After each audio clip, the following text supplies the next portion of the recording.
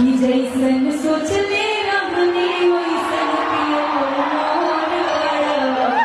अरे दीदी पसेर जोरदार हो।